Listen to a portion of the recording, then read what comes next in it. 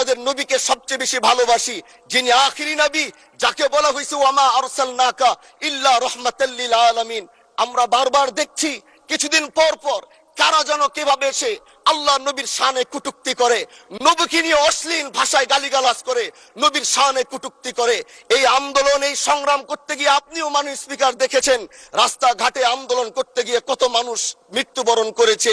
যদি একবার বাংলাদেশের আইনে, কারণ মুসলমান যদি আমাদের বাংলাদেশের পার্সেন্টেজ অনুযায়ী আমাদের অবশ্যই মুসলমানদের সংখ্যা এই দেশে অনেক বেশি।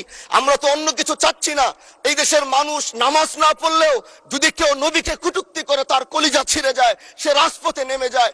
আমি বলবো যারা নবীকে কটূক্তি করে, নবীর নামে গালিগালাজ করে, এদের মৃত্যুদণ্ড, এই আইনটাও যেন বাংলাদেশের এই সংসদ থেকে পাশ করা হয়। আচরণে কি এরা মনে করে আমরা হক সিলসিলা, আমরা রাইট, আমরাই সঠিক, আমরা যা বলি এটাই ধর্ম। আর আমরা বলতেছি না, তোমরা যা বলো তা ধর্ম না, তোমরা ধর্মের ব্যবহার করো, সময় মতো তোমরা ইসলামের কথা বলো, সুযোগ পেলে আবার তোমাদের আদর্শ, তোমাদের নীতি ভান্ডারের কাছে বিক্রি করে দাও। এটাই কনসেপ্ট। আর আল্লাহ রাব্বুল আলামিন হাবিব বলেন, এই মুনাফিকদের জন্য ভয়ঙ্কর শাস্তির ব্যবস্থা রেখেছে। জাহান্নামের সর্বনিম্ন স্তরে মুনাফিকরা বাস করবে। অথচ জাহান্নামটা বানাইছে আল্লাহর কোরআনকে কাফেরদের জন্য। অথচ মুসলমানদের মধ্যে এমন কিছু মুসলমান আছে, ওয়ামিনান নাসি মান ইয়াকুলু আমান্না বিল্লাহি ওয়া বিল ইয়াউমিল আখিরি ওয়া মা হুম বিমুমিনিন। মানুষের মধ্যে এমন কিছু মানুষ আছে যারা বলে আমরা আল্লাহর উপরে ঈমান এনেছি, আখিরাতের উপরে ঈমান এনেছি, অথচ আমার আল্লাহ বলেন ওয়া মা হুম বিমুমিনিন, আসলে তারা ঈমানদার নয়। তাইলে বোঝা গেল আল্লাহকে মানলে শুধু ঈমানদার হয় না, আখিরাতকে বিশ্বাস করলে শুধু ঈমানদার হয় না। ঈমানদার কারা জানেননি? সোজা পরিষ্কার ভাষায় এক কথায় বলে দে, আল্লাহ মানা নবী মানা নয়, নবী মানলেই আল্লাহ মানা হয়। ঠিক না? এই জন্য আমার যুবক ভাইয়েরা, যুগে যুগে যুগে যুগে নবীর শান শুনলে আগুন ধরে। নববর্ষের র্যালি করে, নববর্ষের র্যালি পালন করে ওই সমস্ত মুনাফিকরা আবার ঈদে মিলাদুন নবী সাল্লাল্লাহু আলাইহি ওয়াসাল্লাম আসলে জশ্ন জুলুস করলে আমাদেরকে বেদাতের ফতোয়া দেয়, আছে না নাই? কি লাইন ধীরে ধীরে, পদ্মা মেঘনা, কি সুন্দর পদ্মা, এই মেঘনা, এই যমুনা সুরমা নদী তটে আমার আকাল মন গান গেয়ে যায়। এ আমার দেশ, এ আমার প্রেম, কত আনন্দ বেদনা বিরহ বিরহ, কত সুন্দর গাইতেছে। আর আমরা যখন মিলাদুন নবীতে জুলুস করি, তুমি জীবন তুমি মরণ, আধার ঘরে তুমি আপন, এটা কি খারাপ? এরা তো দেশের গান গাইছে, আমরা কি খারাপ কইছি? অথচ যখন আমরা এই সেম নবীর আগমনে খুশি হয়ে আমরা যখন র্যালি করব, তখন তারা বলবে দাঁত না জায়েজ, সাহাবীরা করে নাই। ও শোনার চান, তাহলে সাহাবীরা কোন নববর্ষে শোভাযাত্রা করছে দেখাও। দেশের সংস্কৃতি আমরা মেনে নিলাম, অসুবিধা নাই। আবার মহিলা তো আছেই, হ্যাঁ এটা তো আছেই, হ্যাঁ করতেছে, ইলিশ মাছ খাইতেছে। আমরা যখন সবে বরাতে হালুয়া রুটি খাই, তখন তারা বলে বেদাত। যখন পহেলা বৈশাখে পান্তা ভাত আর ইলিশ খাই, শুটকির ভর্তা খাই, তখন বলে খুব মজা।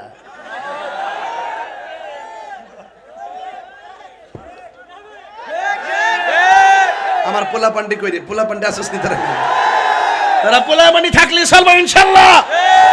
মানুষ এখন বুঝতেছে সারা জীবন আমরা 53 বছর ধরে সংগ্রাম সংকটে দুর্যোগে আমরা মানুষকে সতর্ক করেছি। আজ তাদের কর্মকাণ্ডে ক্লিয়ার হয়ে গেছে কারা আসল কারা নকল। কথা বলেন ঠিক না বেঠে?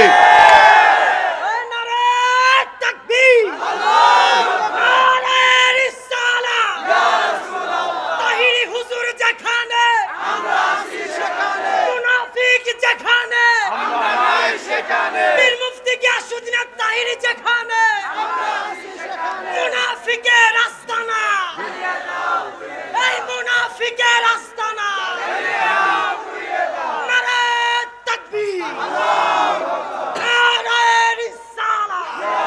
আল্লাহু আকবার জোরে কোন। আপনারা কি আমার কথা রাগ করতেছেন নাকি? আমি তো শুরু করছি না, এখনো শুরু করি না, যে আমি ধরি না, ধরলে ছাড়ি না। কি খেলা দেখাইলা বন্ধু, কি খেলা দেখাও, কারে দেখাও, কারে বুঝাও? এখনো ভালো সময় আছে, ভালো হয়ে যাও মাসুদ।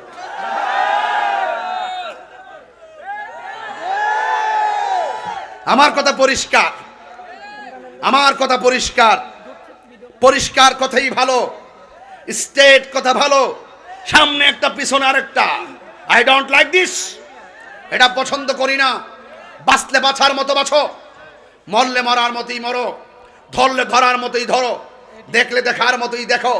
যেই ধরার মধ্যে, যেই দেখার মধ্যে, যেই ছোঁয়ার মধ্যে, যেই কথার মধ্যে আন্নিফাক বিলিয়াতে কাজ আছে, এই মুনাফিকদের কাছে কথা নিরাপদ নয়, শব্দ চয়ন নিরাপদ নয়, দেশ নিরাপদ নয়, দেশের মানুষ নিরাপদ নয়। কথা বলুন ঠিক না বেঠিক?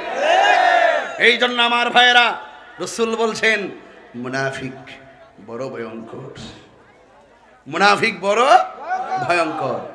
কি সুন্দর আজকে শুনতেছি, কি সুন্দর টুপি টাপি পইরা ফাঙ্কা হাতে লইয়া লাইন ধরে দিরা, আর একটা ছেলে কইতাছে কি রে ওহন আরাম, আর আমরা করলে মিলাদুন নবীতে হারাম। আর হাইটে একটা জায়গার গাটটা ফিরে ফিরে চা শরম করে না। কথা কোন ঠিক না বেঠি?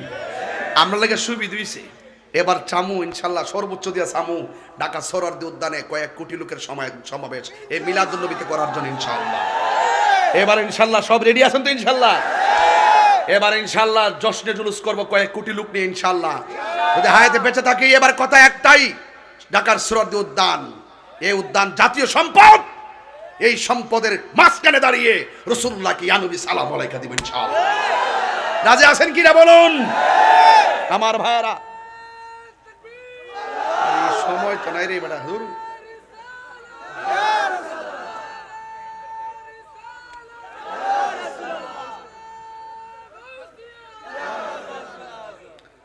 গলা না মাইক্রিডা মারহাবা জোরে কোন।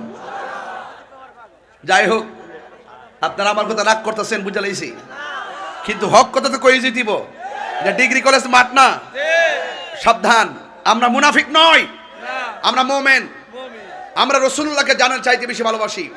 আরে মুনাফিকের হেদায়েত তেমন হইতে দেখি নাই, কিন্তু কাফের মুসলমান হইছে। কাফের মুসলমান হুনাইনের যুদ্ধ থেকে ফেরার পথে আল্লাহর হাবিব এক জায়গায় দাঁড়ালেন, সুবহানাল্লাহ কইতো না, রাসূল ওই জায়গায় এসে বসলেন। নামাজের টাইম হয়ে গেছে, নামাজের টাইম হলে কি দেয়? আল্লাহু আকবার, আল্লাহু আকবার। মদিনার আযান দিলাম আর কি। আশহাদু আল্লা ইলাহা ইল্লাল্লাহ, আশহাদু আল্লা ইলাহা ইল্লাল্লাহ।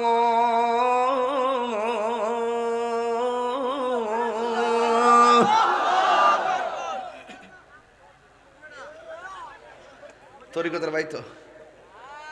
আশহাদু আন্না মুহাম্মাদার রাসূলুল্লাহ, আশহাদু আন্না মুহাম্মাদার রাসূলুল্লাহ।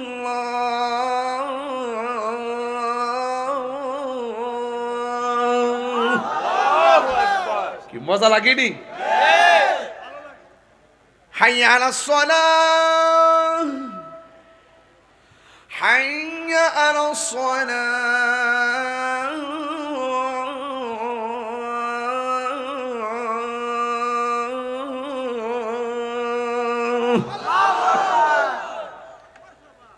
নবী যখন সাহাবীদের দিকে দিয়ে আজানটা দেওয়াইছে, তখন পাশ হইল কাফেরের দল।